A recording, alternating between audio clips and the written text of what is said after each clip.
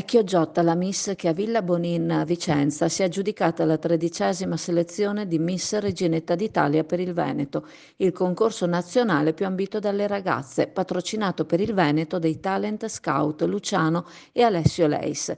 Si tratta della ventenne Erika Evangelista di Civè. Nella vita studia all'Università di Padova dove frequenta la facoltà di giurisprudenza, ama sfilare e la danza, passione che pratica da 12 anni.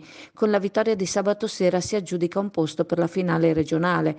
Alla buona riuscita della serata hanno contribuito la giovane presentatrice vicentina Irene Plemic, il fotografo Andrea Broglio e il videomaker Odino Andrighetto. Erika ora spera di vincere la finale regionale per conquistarsi un posto da finalista nel concorso nazionale.